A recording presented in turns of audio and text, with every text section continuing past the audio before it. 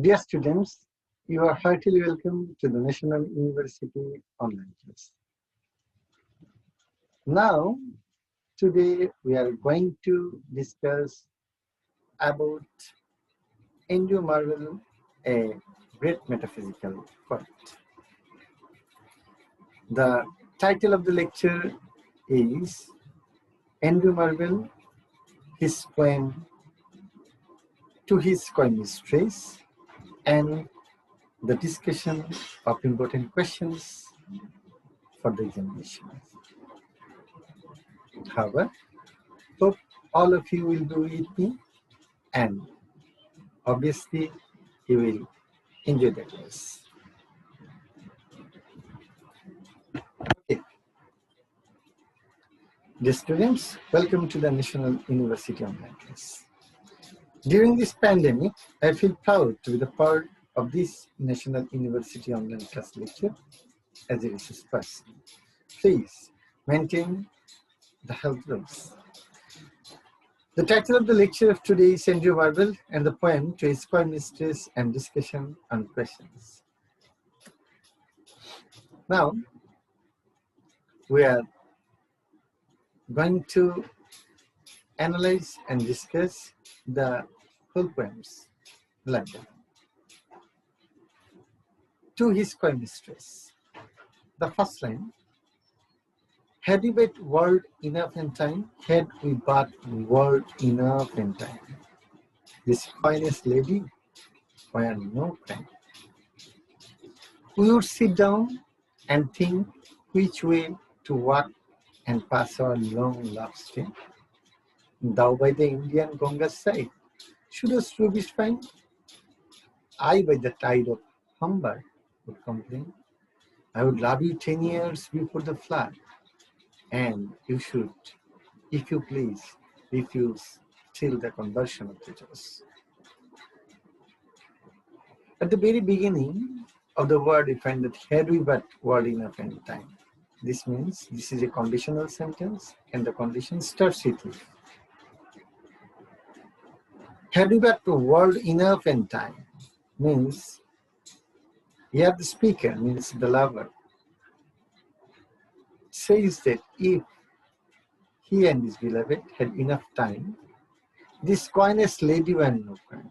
This coyness lady means the lady who feels shy to make physical relationship, and no crime.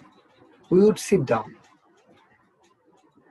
They sit down and think which way to work, how they will work and pass their long love's day, in which way they will discuss their love, how they will move forwards and the work.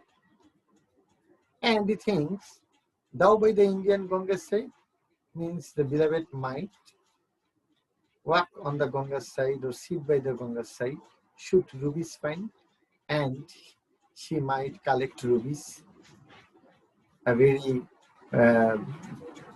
you know, that it is a very expensive and rare material.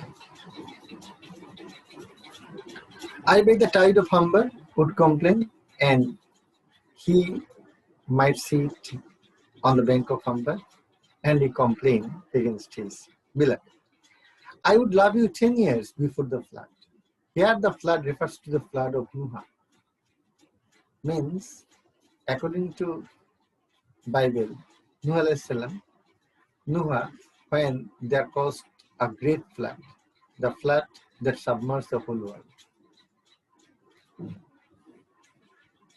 I would love you 10 years before the flood, a long time back, and you should, if you please, refuse till the conversion of the just.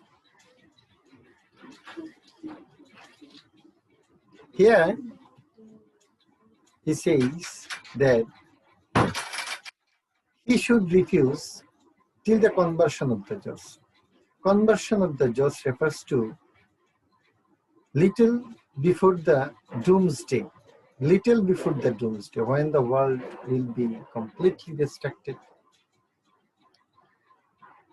The time that he has used here, that before the flood and just the doomsday.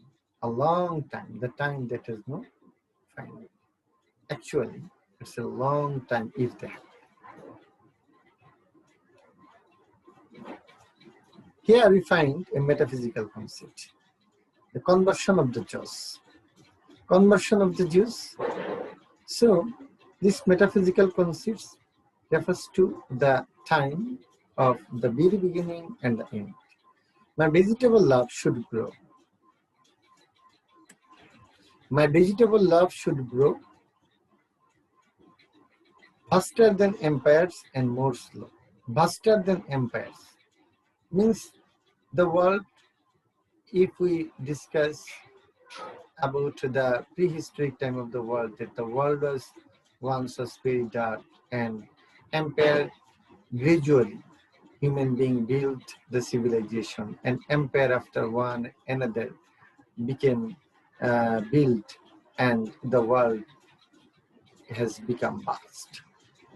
So here the beloved, when the speaker says that my vegetable love, the love that is vegetable, means that is green, the love that is pure, should grow faster than empire. Faster than empire means a lot, means just cross the limit of the world, and more slow.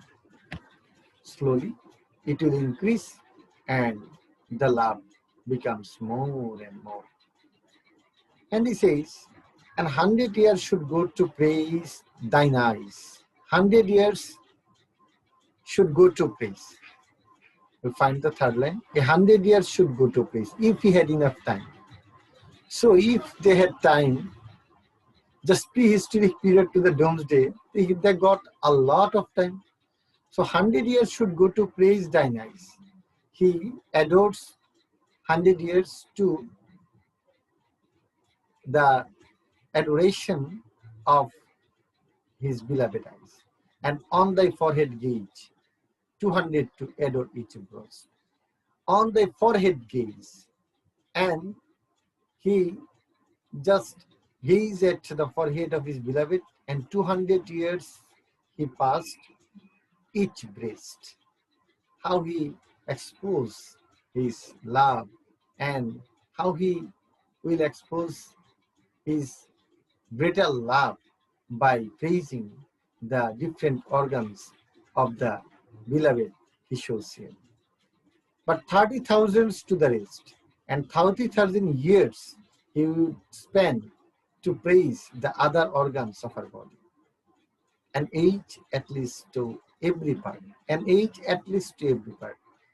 A single age he would spend to praise each of the part, and the last age should show your heart. And at last, after just praising all the organs of the body, he would adore, or he would praise the heart of his beloved. For lady, you deserve this state. The lady you deserve this state means he highly praised his beloved, and he says that he deserves the state of getting appreciation, of getting adoration from the beloved, means the speaker. Nor would I love at lower rate. Here he ensures his beloved that he would not love in the low rate to his beloved.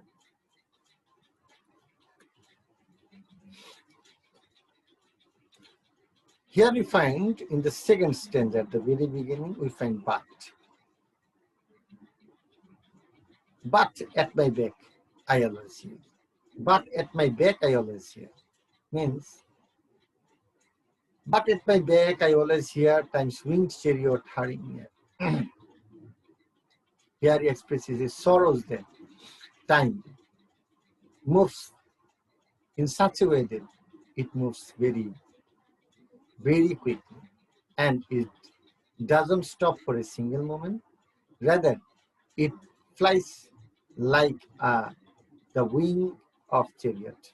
Time has wings, and it flies like a chariot moves forward. And so they have no time.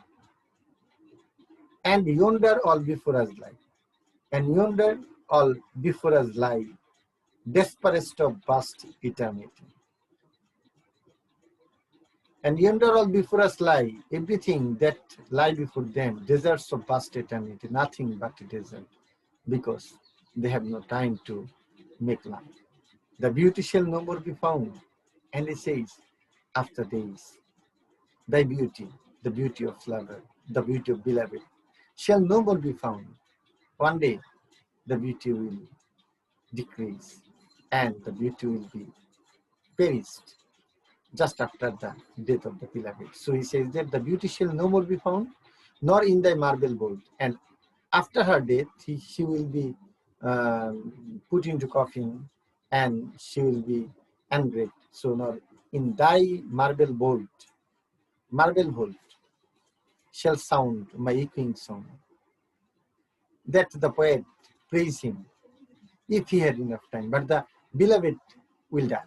Then his song shall sound my echoing song, means it will reject by the flat part of the grave. It will not enter into the ear of the beloved. Then one shall try that long pleasant virginity. And he says that, beloved, you are reluctant to make a physical relationship with me. And when you will die, then your every parts will made into dust, will be made into dust. And your virginity, long preserved virginity, will be totally damaged. And your queen tower turned to dust and into ashes on my last. And the poet also will not get the chance to make any physical relationship with her, and his last will also turn into ashes. The grave is a fine and private place. Though the grave is a fine and private place, but none, I think, do their embrace. But you will get a lot of time. After your death, you will be put into grave, and it is a private place. None can enter there. And I and you, if we were there, we will get a lot of time to make physical relationship. But none can embrace there. Nor I nor you can embrace there. Nor I nor you can make any relationship or physical relationship there. So why you are reluctant to make a physical relationship with me? Why you are not willing to make a relationship with me? This is the prayer of the lover to his beloved, that he expresses his sorrows, he expresses his despair, hopelessness, and he tries to convince his beloved by this way. But she is so reluctant that she doesn't want to make any relationship with him. In the last chapter, last stanza, we find here that the very beginning word is therefore. So at the very first word of the first stanza, we find it, and at the very first word of the second stanza, we find but, and the very first word of the third stanza, we find it, no therefore. And therefore, this is the conclusion. This is a decision. Now, therefore, while the youthful tune, now therefore, while the youthful new sits on the skin like morning dew, therefore, you youthful new sits on thy skin like morning dew, and while thy willing soul transpires, and every pore with instant fires. Here he says, you have a fresh complexion, youthful humans, fresh complexion. Sits on thy skin like tomorrow dew. Tomorrow dew means the dew of the morning. In each and every morning, the world just take a bath and appears with a new shape, new freshness. To sits on thy skin means the youthful, your period of his beloved, that morning dew. And while thy willing soul transpire, while thy willing soul transpire, means when your soul transpire means exist, when exists, transpire means the finish, or transpires means end of our willing soul at every pore with instant fires. Every pore with instant fires. Here every pore means small hole of skin. Small pore means small hole of every every small hole of her skin with instant fires means instant quick passion, means quick passion. Here instant fires means quick passion. Her passion now let us support her. So he says that as you are you have the passion to make physical relationship. Your body demands it. So now let us support us with while we may. So let us make a relationship when we get the chances, when we get the opportunity. Now this is the period to make a relationship, as it is the period of youth, it is the period of enjoyment, it is the period of pleasure. And now, like amorous birds of prey, how we'll make relationship? Oh, we'll make relationship like the birds of prey. Means the birds, vulture. Here birds of prey refers to the vulture that make a preying relationship. Love-making relationship, vultures, kite, they are entangled with each other, one is another, and they make a relationship with each other. And in this way, they will just make relationship. Rather at once our timetable. If we don't do it, if we don't seek the opportunity of the day, if we don't seek the opportunity of the day, our time will devour, our time will finish, our time will just lose. Then languishing is slow chapped power. And languish means the pangs, means the pains, means the sufferings in slow chapped power, slow chapped power. So uh, uh, they will suffer slowly, but for a long time, and they will not get the chance, and they will languish in slow chipped power.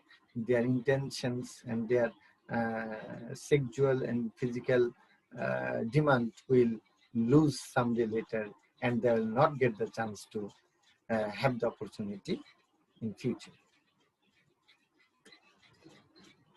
Now the speaker, means the lover, asks the beloved, let us roll. Let us roll, make us united. Let us roll all our strength. Means use all the strength, use all the strength of the yoke, and all our sweetness up in table, and all our sweetness up in table. Let us make reunited, let us make together, and we will just grasp each other so tightly that it will make our both of our strength can be turned into a ball. Means the intentions of making love, make it into a strength, a single ball, and tear our pleasure with rough stripe, and tear our pleasure with rough stripe. Though the condition is rough, though there is a rift, though there is a part, but we will tear everything and make a pleasure through the iron gates of life. The life, there is a lot of iron gates, there are lots of troubles and hindrances, and there are a lot of walls in our to make a relationship between you and I, to make a physical relationship with you and I. So make us be united and make a ball, make a single strength, and we'll tear everything. We'll kick off all the bars and barriers in front of us. Thus though we cannot make our sun stand still. And he also says that we can't stand still a single moment or single sun. We can't stop the sun for a single, very single moment in our life. So yet we will make him run. We have to make him run as the time will pass away, as the time will move in its own way. So why we are just making late? Why you are reluctant to make physical relationship with me. As time is passing by, it cannot stop. We have no chances. We have no power to stop it. So why we are making it? This is the best time. Now is the best time to seize the opportunity and make relationship between them. This is the urge or plea of the lover to his beloved, to his mistress. In this way, by using concepts and suite, by uh, giving a lot of arguments, he just wants to make his coyness mistress to make love with him. Okay, thank you. Just what is the theme of the poem? As a love poem, actually it is a unique one. As a love poem, it is a unique. The speaker offers a strong plea. The speaker offers a strong plea for the beloved to soften towards him and to relax her rigid attitude and grant him sexual pleasure. So, what is the plea of the speaker means the lover? A strong plea for the beloved to soften, to become soft towards him and to relax her rigid attitude and grant him sexual pleasure. Here the lover builds up a strong case and supports it with arguments in such a way that no sensible human can deny. Here the poet, means the lover, expresses a lot of praising words to his beloved, that if I have time, I will spend a lot of years to praise of your eyes, to gaze at your head, to praise your breast and all the parts of your body. In a lot of way, he tries to convince his beloved, and no women of flesh and blood can deny it. Actually, his prayer of love is very nice. Here the poet has used a little phrase, carpe diem, meaning seize the opportunity, seize the opportunity. The full Latin sentence, carpe diem quam minimum credula postero, meaning enjoy the present day, trusting the least possible to the future.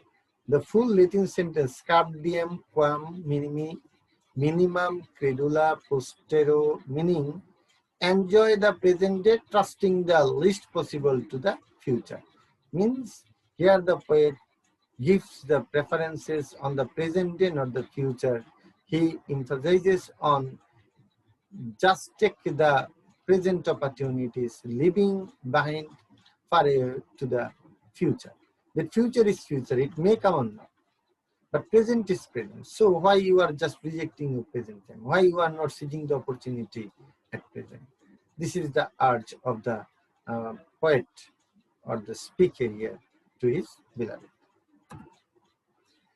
Analysis of the poem. If we analyze the poem, what we find here? We find that here the poet uses syllogistic constructions. And this is a very important structure that he has used in his poem to his poemisters. We find there the very first word of the first stanza is if, the second word is but, and therefore. The two statement and another decisions. The two statement. If we just, we have all of you might have the idea that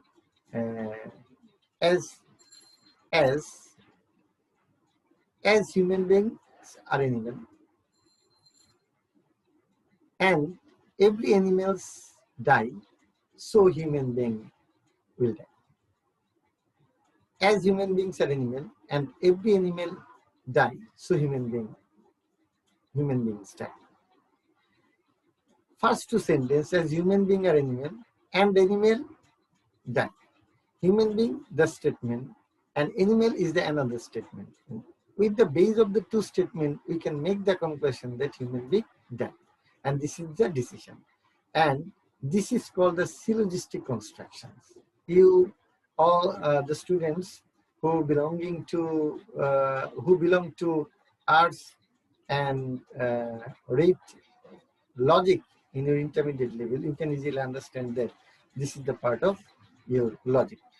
So this is called the syllogistic construction, which has been used in the poem by Andrew Marvell. Just we have a look on the poem, then we can easily find there what he says. Okay. At the very first stage of the first word, heavy verb. Here means if we had, if you know it, and this is a condition, and we find here if the very first stanza, and this is the first of the second stanza. But at my back I always say. But this is the another statement, and in the last stanza we find therefore. Therefore is the decision. Therefore is the decision. In this way he writes the point. Okay, we can have already an idea of syllogistic construction. Now we move through imagery and metaphysical concept. He has used an imagery and metaphysical concept. He has used the Gangas, the bank of Gangas, and he used theirs. She would collect rubies, and these are the imagery that he has used there. And the metaphysical concept you find there, and that he uses the concepts. If we had enough time, we could do it. If we eat, we could do it. And in this way, he shows his vegetable love, and he compares his vegetable love with the vast empire. And these are the concepts he has used here. Wheat and irony. Now we move at wheat and irony. What is wheat and irony? All of you know that wheat, he has used their wheat means very talented, use tersness, use logical arguments, and in this way he has used his love, and he used their irony, and you know it irony that the statements that that proves that is stated is opposite meaning is called irony. And we find their compression. Compression means the word is compressed. It is there is a toughness and it is compressed. So we find their compression. What are the key points of the poem? The poem is a dramatic monologue. Actually, if we had enough time, we could do it. This is the psychological side of the speaker who has used there by asking his beloved that if we, and his beloved is just learning here and he's speaking his psychological thought. And this is, here we find that this is the style of dramatic monologue. Written in iambic tetrameter. Iambic tetrameter. So iambic tetrameter, you should, we just have a look of the first line on the poem. Tetrameter means 8 syllables, and each 2 syllable consists a single meter. If first one is iambic, if first one is unstressed, and second one is stressed. So we will find head is single syllable, we 2, but 3, word 4, in 5, up 6, and 7, time 8. There are 8 syllable we find, and each 2 syllable, first one is unstressed, second one is stressed, called iambic meter. The 2 syllable consist a meter, and first one is unstressed, second one is stressed, is called togetherly a single meter. So 1, 2, 3, 4. 1, 2, 3, 4 means tetrameter. So we can easily identify that the poem is written in iambic tetrameter. And there, the sound of each line is similar. Time, crime, way, day, sight, tide. Whenever any poem is written in iambic meter and the last sound becomes similar, then it is called couplet. Couplet means the similar sound of the two lines, similar sound of the two lines based on iambic meter is called couplet. So we can find that the time, crime, way, day, the similar sound, and they all are the couplet. Okay.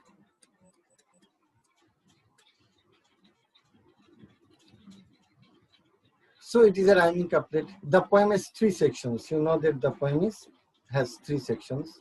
starts with if. We showed you the first stanza, but the but is the first word of the second stanza, and therefore is the third stanza. We find it. First stanza, what is the theme of the first stanza? The speaker would do honor and owe if they had but time. If they had time, they would do honor and owe. The second stanza, we find that they have not got enough time. He could do, but they had not enough time. No time they had. And the third stanza is a decision. They fight against the progression of time and seek pleasure while they are able. They fight against the progression of time, means the movement of time, means the quick movement of time, and seek pleasure while they are able. While they are able, they will seek pleasure. And this is the way by maintaining which the poet has arranged and decorated the poem. The first one is if, second one is but, and third one is therefore. First one is if he had enough time, he would do honor his beloved. Second one is they have not time, so they can't do this. And third one is that time now they get have to be used to complete their pleasure, and they will fight against the time, and they now should make a physical relationship or to seek pleasure between them. And this is the decision that we get, the third stanza.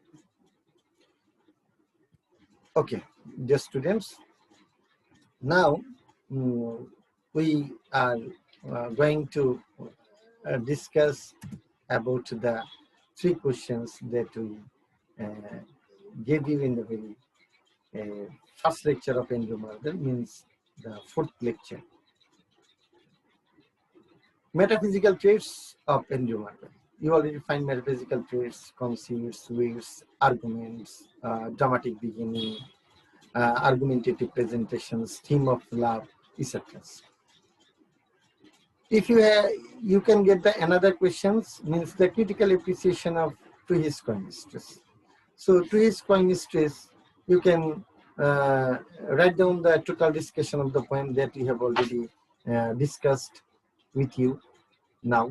So you will just write down the total theme of the poem, how I have given the lecture, just you remind it and write down in your questions paper. You will be able to get good marks.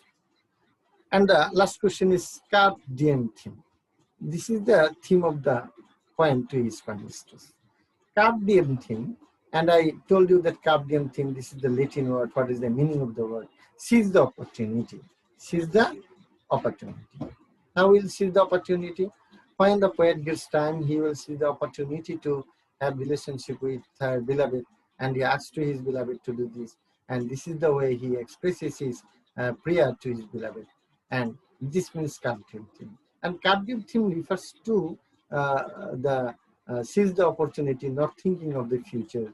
Rather, it is better to use the present time. And the whole poem, from the very beginning of the last, the poet, the theme that he has used is the carpe diem theme. Just at the very first line, we will discuss. Have we but world enough and time? Have we but world enough and time? The time if they have. But actually the human life is short-lived. They will not get a lot of time. They will not be able to maintain, they will not be able to retain their youth at the last day of their life and even the doomsday of the world. So when they will, if they will wait and wait, if they will wait for the last minutes of their life, they will not get the chances to have a physical relationship or make any relationship with each other. So time is the fact, time is the barrier.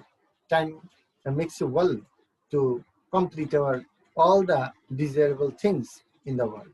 So here the poet asks not to wait for the future, rather to use the present time and seize it, grasp it, and enjoy it. And this is called the carpe diem theme. And if you just write down your answer by analyzing first, second, and third stanza, and each and everywhere, you will find that he shows the cause of the time, the problem of the time, and what should you do. Then you'll be able to write down the complete answers. Just discuss the whole poem and you will find that the total poem is written based on the card DM theme. Card DM theme. Okay.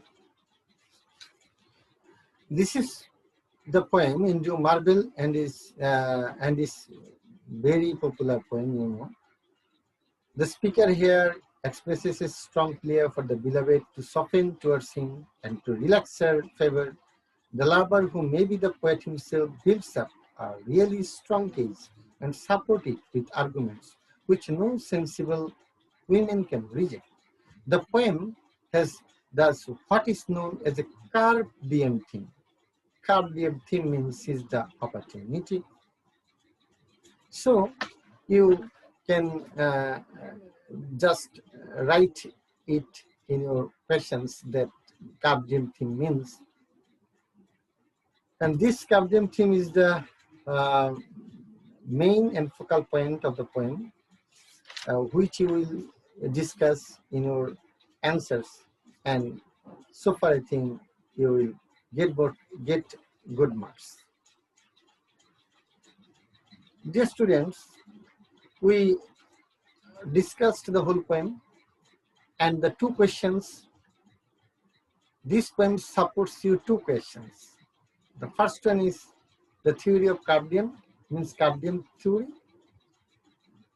And the second one is critical appreciation of the poem to his final stress.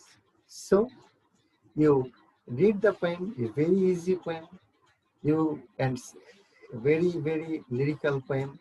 And if you go through each and every line, you can easily understand the words that have been used here by Andrew Marvell are not very unfamiliar, are not tough. So I think you can have the willingness to have a look of the all lines of the poem and have an idea and listen the lecture, just listen and you write it on your script. I think you'll be able to answer all the questions from the poem and also in the market.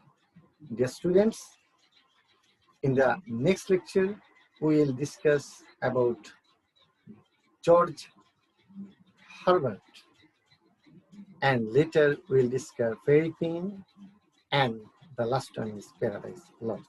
So, be with us. Thank you all to be with us for the last 40 minutes. I'm Mohammad Khairuzzaman, an assistant professor of English at Government Devendra College, was with you for the last 40 minutes. We should remain safe and sound. Bye.